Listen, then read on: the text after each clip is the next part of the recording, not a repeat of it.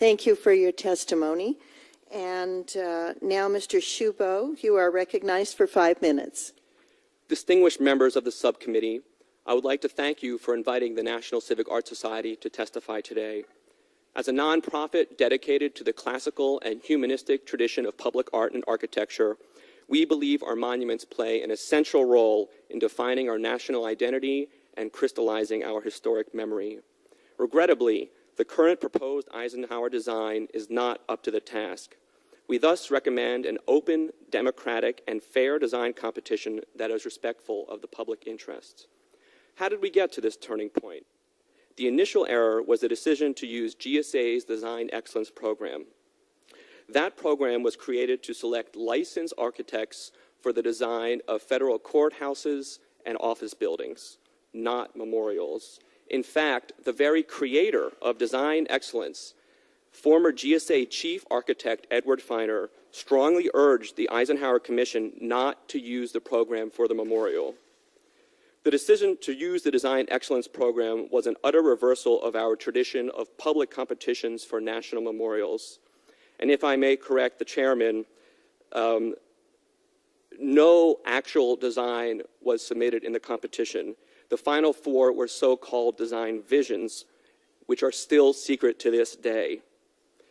Instead, the emphasis was on the entrant's prior works, firms, and reputation, all factors that favor the architectural elite. One does not need to be an experienced architect to come up with a brilliant memorial. One can be a student, a sculptor, an amateur. Not only was the selection process severely restricted as to who could enter, it was a closed process that solicited only 44 entries. This is hundreds fewer than the number of entries in open competitions for previous national memorials. The result of the closed, exclusionary memorial competition was the strange choice of Frank Gehry.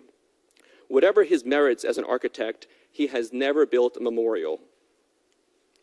The result is a grandiose deconstructionist design that is now estimated to cost $142 million.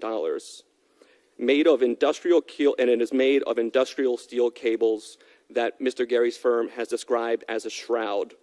Whether or not it is permanent, it does not appear permanent. The design is entirely discordant with our tradition of presidential memorials. It also violates the urbanism of Washington, D.C., as Mr. Moore demonstrates in his testimony. Mr. Gehry's plan has been widely opposed by leading architects, pundits, and critics of all aesthetic and political orientations. We encourage you to visit our website, civicart.org, where you can find a compilation of 70 articles and editorials against the design. In short, the memorial is irredeemably wrong in its process, aesthetics, and cost. Congress has no choice but to go back to the drawing board and pass a bill to ensure that we build Eisenhower the monument he deserves. What then must that memorial be? Monuments are civic art that calls us to solemnly reflect on who we are and what we value. They are heroic in scale, timeless, durable, and dignified. They present an ideal to aspire to rather than present mundane reality. They must be made of noble materials, such as marble and bronze, not industrial materials such as concrete and steel. Monuments ought to be clear and unequivocal in their meaning. They should evince a few simple ideas in a way that is graspable by ordinary Americans. They must be legible without a guide or key, and certainly without a visitor center or an iPad. Monuments are statements, not question marks. A traditional man of old-fashioned virtue, President Eisenhower disdained modern art and architecture, which he did not believe represented the taste and values of the American people. He warned in 1962, quote, "We see our very art forms so changed that we seem to have forgotten the works of Michelangelo and Leonardo da Vinci. What has happened to our concept of beauty and decency and morality?" Unquote. America can and will build Eisenhower a monument that will prove his fears unfounded. The talent to do so is here. Now is the time to find it. Thank you. Thank you, Mr. Shubow, and thank you, gentlemen, one and all. The chairman will yield to herself for 5 minutes for questions. First of all, Mr. Shubow, when you look at the design, do you see a statement of national identity and the crystallization of history that you suggest should be the goals of a national monument? As Mr. Gehry has repeatedly stated, the main design element are the enormous tapestries which are held by giant pillars 80 feet high and 11 to 12 feet wide. Those pillars are so big, they are larger than the columns inside the National Building Museum, which are among the biggest in the world. What is on that quote-unquote tapestry? It is steel spindly trees without leaves. What does that mean? It's permanent winter. And I think we can all agree that the allegory for that is death. So thus, when I look at trees without leaves that could be any landscape in America and am overwhelmed by oppressive pillars, no, I do not see what Eisenhower represented, and I do not believe that the American people would even understand what is supposed to be represented. Well, I stopped one day at Eisenhower's home in Kansas, and there are these massive oaks that are just very beautiful in full leaf when I was there, and I would agree that depicting trees in the winter is not the scene that my mental image creates. Here's a follow-up question, and this is more with regard to the process. Again, for Mr. Shubow, can you explain the connection between the inappropriate process that you believe was used to select the Eisenhower Memorial design and the subsequent failure of the design to generate support among not only people like me, the Eisenhower family, and other commentators that you have heard? That's an excellent question. Perhaps one of the main reasons this memorial is barely on the public's radar screen, let alone Congress's radar screen, is that the entire competition was run secretly. No plans or so-called visions have ever been publicly displayed. As you may know, the Eisenhower Memorial Commission has included as a supplement to its testimony a letter from the American Institute of Architects CEO. The irony is, and the CEO is opposing the bill at issue today, the irony is, according to the AIA's own handbook of design competitions, they encourage, for works of national importance, public consideration of architectural designs so that the public gets involved and excited, and of course, that would improve the fundraising. And that is in the AIA's own official guidelines? Yes, you can find it online. Thank you, Mr. Shubow. At this time, I would yield to the ranking member, Mr. Grijalva, for questions.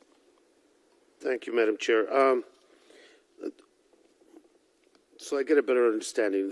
These are questions will probably be, some will be for the whole panel, like this first one's for the entire panel.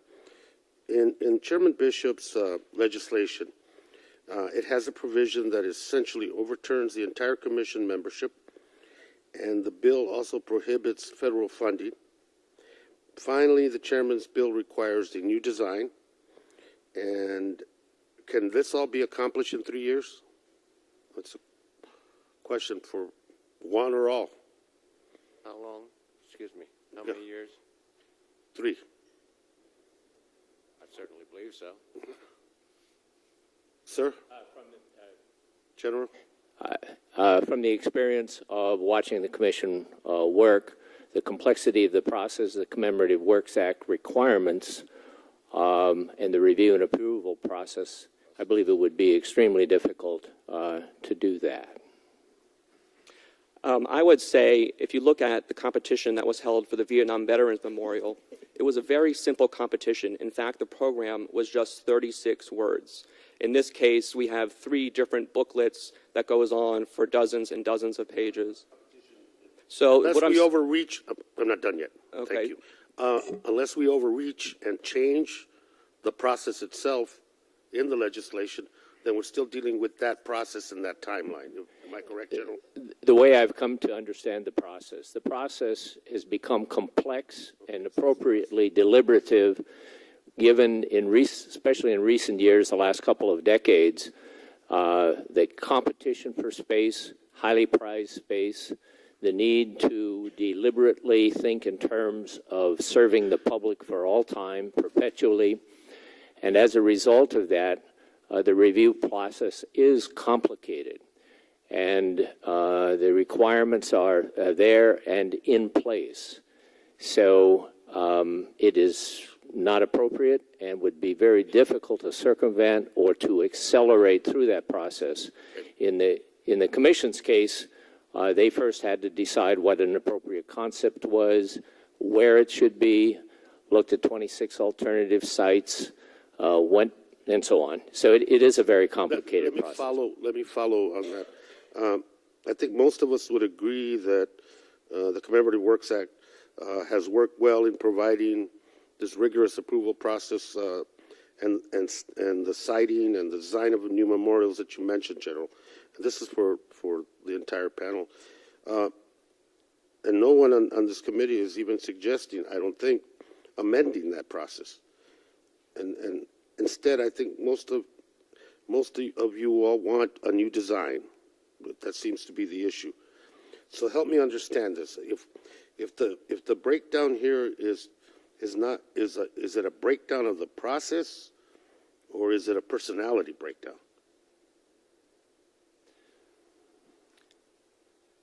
I believe each one of us might have a different response to that.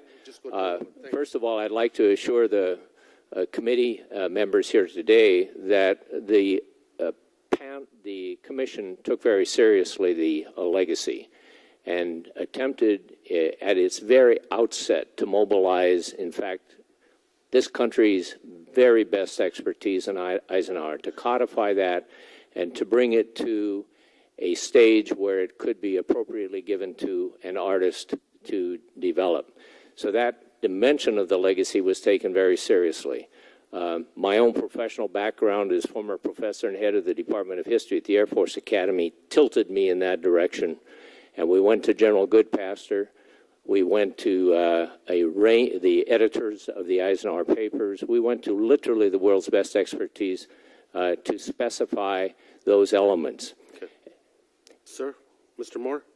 Yes, well, I won a competition to do the Library of Congress. And we actually, in 3 years, we not only won the competition, but we did the whole design. Okay, so I would think that 3 years is quite a lot of time. Appreciate that. Sir? As for the process, what it has given us is a design that is widely unpopular, incredibly expensive, probably not permanent, and so therefore that is why we're at this. So you would suggest that the process is the problem, not the personality? Well, I would think that there are actually multiple problems here. The process is easily like the initial one. So we suggest this legislation should not only undo the membership of the commission, defund it from a federal side, but perhaps go as deep as changing the process, the commemorative act? No, I don't believe we should change the Commemorative Works Act. In fact, it explicitly says in its purpose that it should reflect, that design should reflect a consensus of the lasting national significance of the subjects involved. And Gentleman's time has expired. Okay. Thank you so much. Next we go to Mr. McClintock, the gentleman from California. Thank you, Madam Chairman. The ranking member is concerned that this bill will delay construction of the memorial. I think it needs to be pointed out that this memorial is likely never to be completed in its current form because it will never be funded in its current form. This requires us to step back and redesign the process in a manner that will produce an appropriate design. General Riddell noted controversies involving the design of the Lincoln and Jefferson memorials, of the Washington Monument, with the implication that, well, these are just normal controversies. It's an affirmation of the design. Well, I would say to General Riddell that if I were to place pictures of the Lincoln Memorial, the Jefferson Memorial, the Washington Monument, and this design together, and ask the question, which thing doesn't belong with the others, the answer is self-evident and intuitive, which I think speaks volumes of how inappropriate it is. Mr. Shubow, you mentioned what a memorial should be, the principles that should guide the design of any of our memorials and monuments here in Washington, and it was beautifully stated. Would you mind restating it, or if you have that there in your text? Otherwise, I have the printed copy. I will read it. Well, there are multiple. Well, let me just point you to the paragraph. Monuments are civic art that cause us to solemnly reflect on who we are and what we value. Do you have that in your text? I do, and I'm quite glad, actually, that you specifically mentioned that, because the Eisenhower Memorial Commission has repeatedly said that this memorial is primarily intended for children. In effect, they're describing it as a tourist attraction, a theme park. If you even look at their renderings, there are children playing with kites.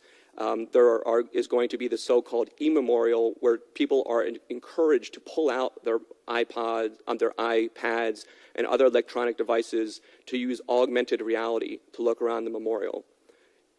When you go to the Lincoln Memorial, there's no need for any of that. Your point's well taken, but what I really want to focus on are the words that you spoke, which I think are just a beautiful description of what we ought to be focusing on. You said that these monuments are heroic-sized, timeless, and possess grandeur. They present an ideal we aspire to rather than warts and all reality. Sacred and transcendent. They inspire instead of demoralizing us. They must honor, not merely remember their subjects. They must be made of noble materials, such as marble and bronze, that have proven their durability over millennia, not industrial materials such as steel and PVC piping. Monuments are permanent, and they must appear permanent, unlike a scrim or a shroud. Monuments ought to be clear and unequivocal in their meaning. They should evince a few simple ideas in a way that is graspable by ordinary Americans. They must be legible without a guide or key, and certainly without a visitor center or iPad. Monuments speak to us even without signage. You can be inspired by a monument even if you do not know who is represented or what that person did. Monuments are not museums, and they should not try and tell stories. They are not ink blots that leave things to the interpretation of the visitor. Monuments are statements, not question marks. That is the most beautiful description of what we ought to be focused on that I've seen. I think that in whatever future legislation we adopt, this ought to be the preamble of it. I want to commend you for the most clear-headed statement I've seen on the subject, and I'd leave off as I began, that these memorials are meant for the ages to stand the test of time. Thank you. Thank you, Mr. McClintock. And now we will go to the gentleman from New Jersey, Mr. Holt. Thank you, Madam Chair. I'm trying to understand really what the problems are here. I'm not sure that I have heard that this is wildly unpopular. There's certainly some people who have strong objections to it. But I've also heard comments in favor of the design or something like the current design. There's no, and I want to make sure that we're not just getting into warring designs. Mr. Moore, you have presented something that would be at Constitution Park, the grove of, replacing some of the grove of trees there, I believe. There are other designs possible, and it's worth noting that the designs in Washington, the monuments that we have and memorials are very different.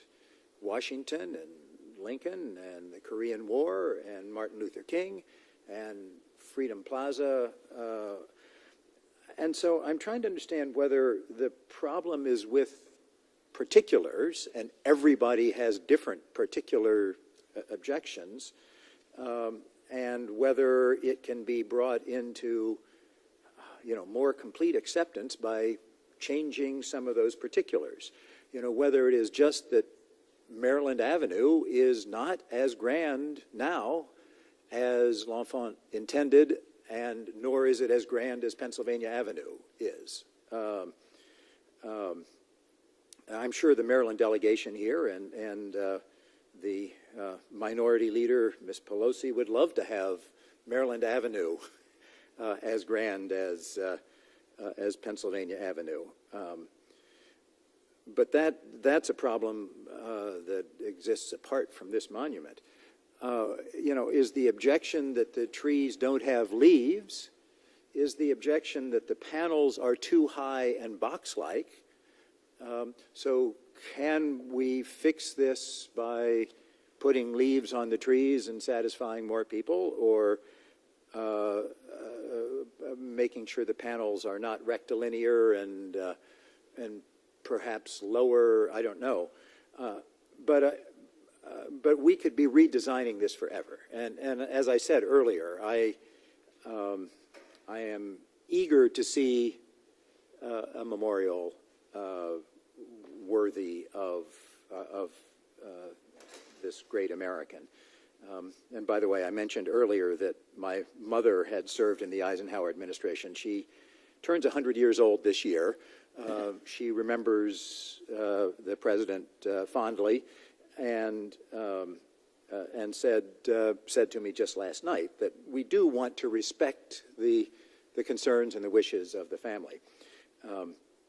But she also acknowledged, as has the family, that this belongs to ages into the future and not just the family.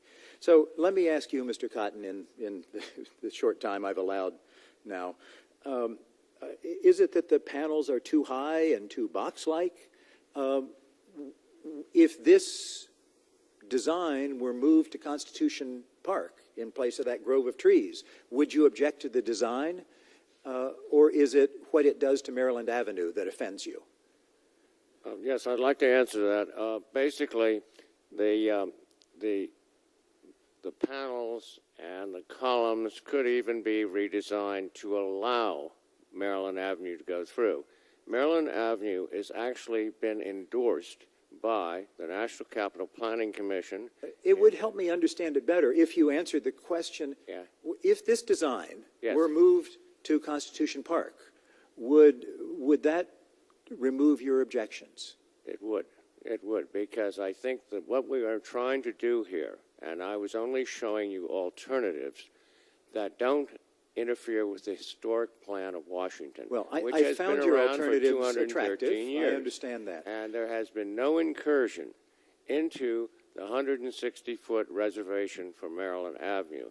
So it can be realized exactly as Lawfall and Macmillan, and we intend to do that. Thank you. Well, I've not allowed enough time for other comments. I just go back to remembering the fierce objections to Maya Lin's design of the Vietnam Memorial. Fierce objections. It is now highly regarded and a place of reverence, even. So I think maybe there's a lesson there. Thank you. Thank you, Mr. Holden. There's definitely a lesson here, because as we've gone along just the dais here, I like the concept of keeping Maryland Avenue's original orientation open and available. Some of others here, not so much. I don't like the way that Martin Luther King was depicted in that memorial. Others do. Some like this design. I'm not really smitten with this design for the Eisenhower. So even just among the people here, you see the kind of diversity of opinion that makes these things so difficult. So not myself being terribly artistic, I'm going to switch to the dollars for my next round of questioning. General Riddle, of the $30 million in taxpayer dollars that were appropriated in December 2011 for construction, and I understand that in front of this committee about a year ago, the commission stated that $9 million had been obligated. How much has been spent, and what was it spent on, and is there any left? The money you're referring to that was given to us for design and construction remains basically there with, I believe, something like $7 to $9 million having been expended in support of completion of the design activities preparatory for construction. Okay, and could you tell me what that entails? What goes into preparation for construction? Is it design drawings? Well, I'd like to answer that question technically correctly, and in order to do that, it would be best, really for me to try to get back to you, ma'am, with, the detail on that.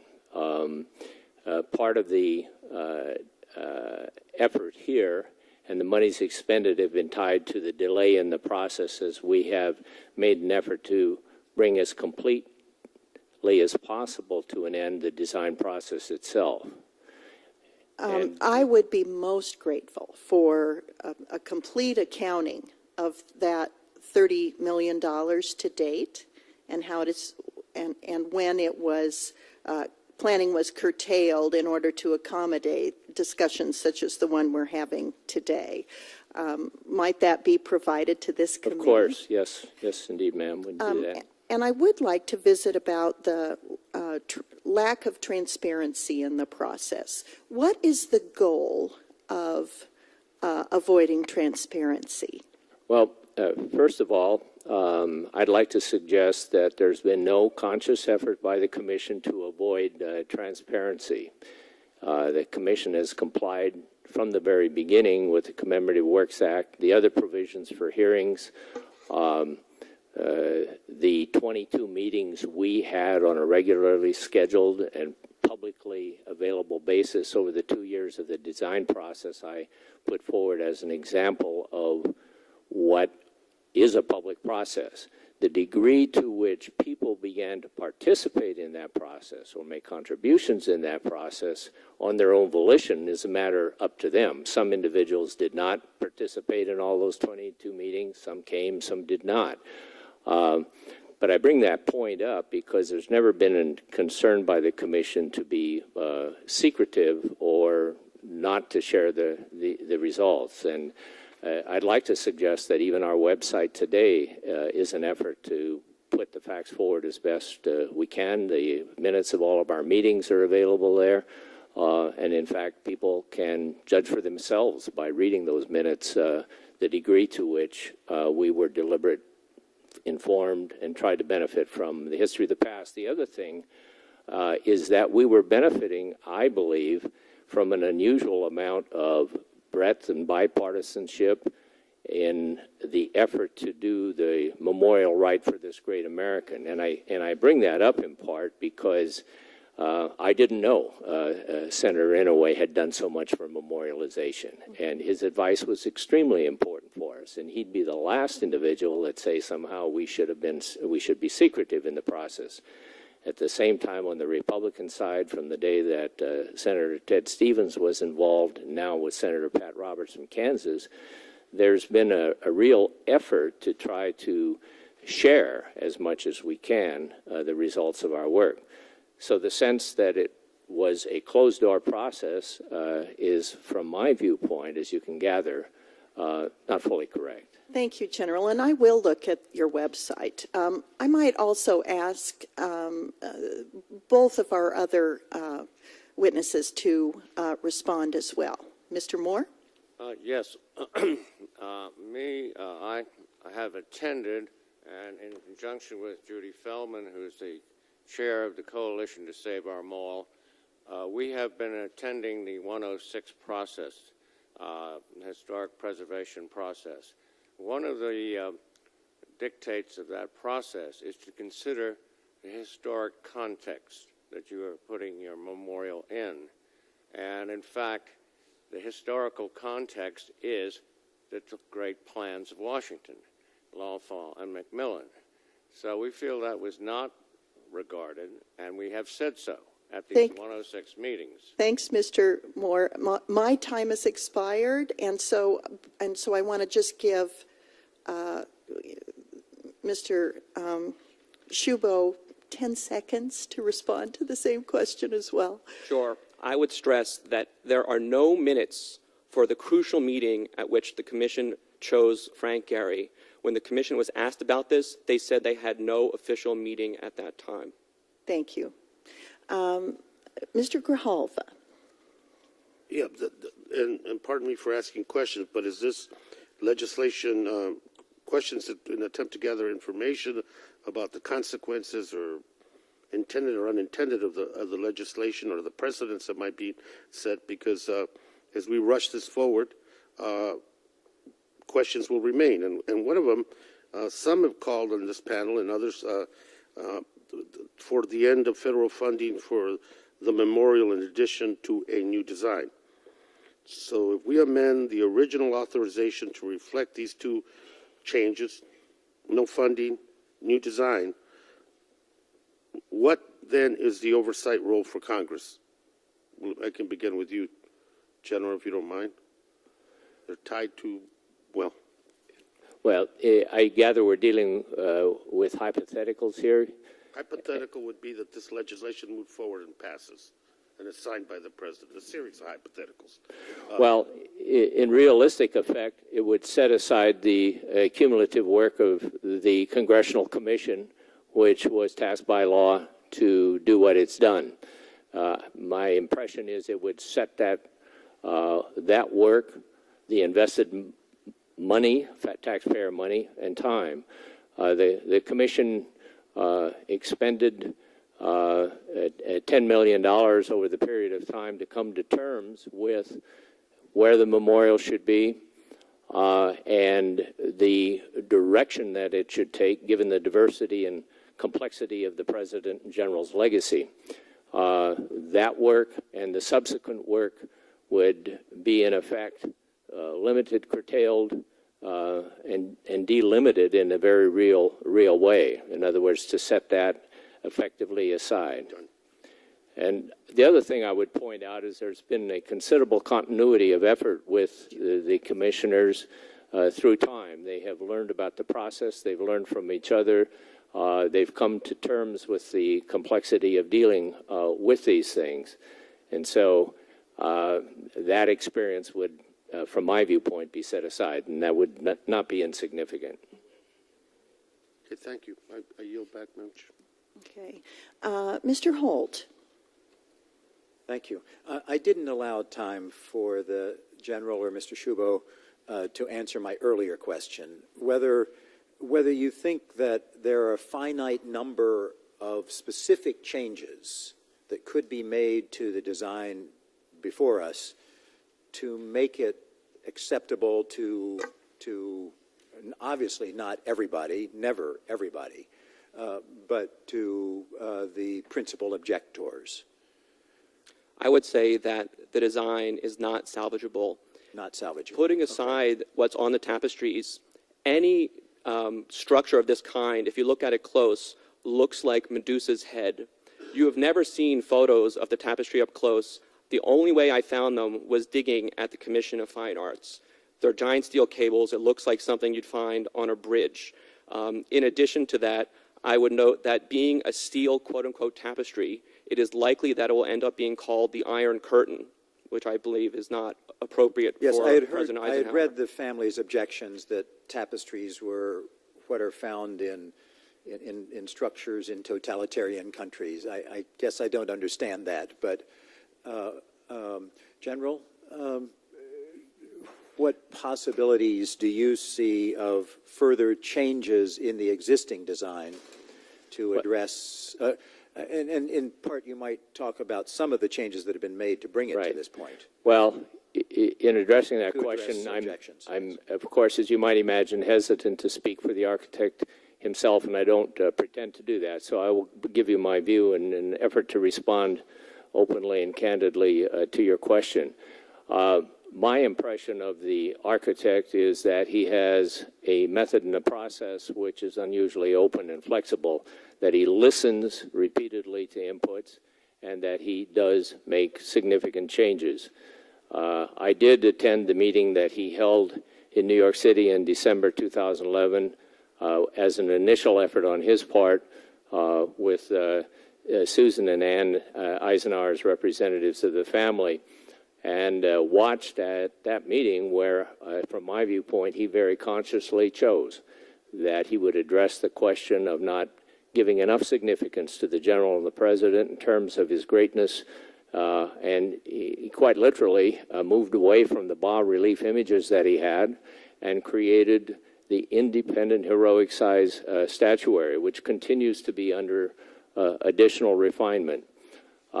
He has listened, I believe, very carefully to the descriptions of the time and seasons of the year as they're reflected in the artistic work of the tapestries themselves.